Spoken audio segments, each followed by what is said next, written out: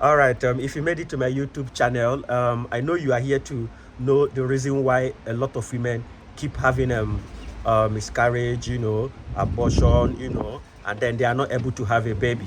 So, um, just before we continue, please subscribe to my YouTube channel. Just hit the subscribe button and then put it on notification so that anytime I post a video, you will, come and watch it and know. And let me tell you, it is better you are always coming to YouTube. YouTube is where you get the full information. Most things people say on Facebook is not actually true. Although apart from me, I dey give genuine information. But I'm just telling you, learn how to start coming to YouTube because YouTube will give you a good information.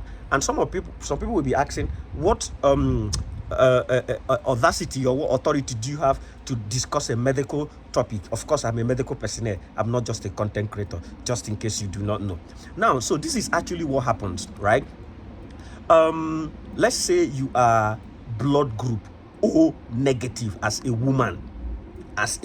Now, you are O negative. Remember, the people with blood group O now then get the highest population. So O group is the people that have the highest population, and then AB negative, I think, is the people that have the lowest population in the world. So that is to say that 1 out of every 100 girls, that's to say that about 80 out of every 100 girls most likely might be O blood. And then we'll now start talking about whether they are O positive or O negative. Remember, I said negative.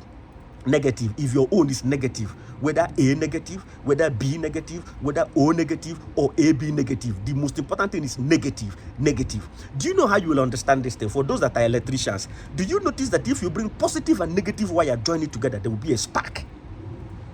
So that is exactly what happens here now. You are O negative. You now got pregnant from somebody who is O positive. And remember, O positive gene is always a dominant gene. So most likely, most times that you meet somebody that is O positive, the baby is more likely to be O positive. So the baby will take the blood group of the father, because the baby will take one of you people's blood group. Is either the mother or the father. So you as the mother, you are O negative, and the father is O positive. Most times the baby will become O positive. Remember, you that is the mother is O negative. So you now see your own blood that is the mother that is negative, plus your own baby's blood that is positive and negative, they go come spark. That waiting they cause that miscarriage or whatever. But however, I'm just breaking it down in a layman's language in a way you will understand it. Now, what happens is that if you are O negative, your first ever pregnancy in this life, your first ever pregnancy or your first miscarriage or your first abortion, anytime that you are pregnant the first time, you must take a particular medication called anti-D. I think it is popularly known as Rogam in Nigeria, immunoglobulin G. We know it more as anti-D here. It's an immunoglobulin of the G group. You must take it on or before 72 hours after that first pregnancy or first abortion or first miscarriage. Emphasis on the very first time. So the problem now is when someone was younger, let's say you were 17 or 18 and then you got pregnant, your major concern that time will just be to remove it so that your parents will know. But nobody will even tell you, because you are blood group O negative or negative of any other blood group, that you were supposed to take that anti-D, because you are already sensitized to prepare you for second pregnancy. If not, your second pregnancy will be a problem. So most people don't take it. So when you don't take it on or before 72 hours, remember I say on or before, as in if you gave birth today, you must take it today, tomorrow or next tomorrow. You shouldn't be more than 72 hours, which is 3 days. So most people end up not taking it. Subsequent pregnancy will not be a problem. So whenever they are pregnant, their body will see the child as a foreign object and will not go and attack the foreign object, because they already have built that antibodies. If you had taken that anti-D, you could have mopped up those antibodies, but you did not take it. So do you now see why it is very, very important? First pregnancy. Now, what does this tell you? It tells you that you should tell your little baby, your girls, if you have a girl child or you have a sister or you have anybody, to check their blood group on time. Because you don't know what might happen tomorrow. They might get pregnant tomorrow and you won't know. If they are negative, tell them that anytime that they get pregnant for the first time, let them take this anti-D. on or before, it doesn't matter. Remember, you got pregnant for the first time, whether you gave birth to it or you removed it. The question, the emphasis is first pregnancy. First pregnancy, whether you aborted it or you gave birth to it. If you aborted it, you must take it. If you gave birth to it, you must take it. Just make sure you take it.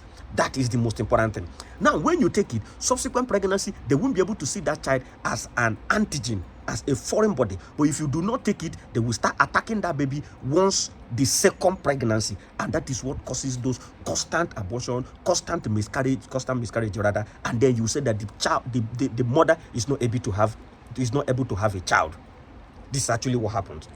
So please, this is very, very important. And now let's say that you manage to be pregnant after you didn't take this thing for the second pregnancy. Take your antenatal very serious. Go to the hospital. They will be checking your titer. They will be checking to know the level of, I don't know if some Nigerian hospitals should be able to be doing it. They will do a lot of tests for you. They will do direct comb test, indirect comb test. They will do a lot of things. They will be checking. Most times it's so hard. And even if you finally end up giving birth to that child, the child might have hemolytic disease of the newborn.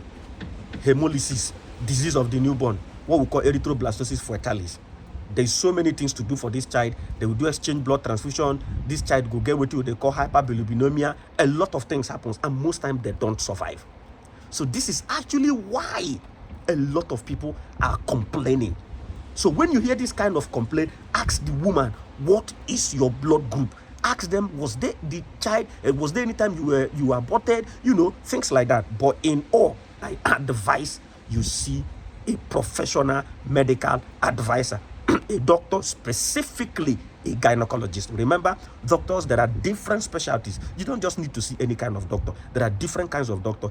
You must specifically see a gynecologist. Please tag somebody and make sure you share this and let people to know about this thing, because this information is going to save a whole lot of people. Thank you very much, and make sure you subscribe to my YouTube channel.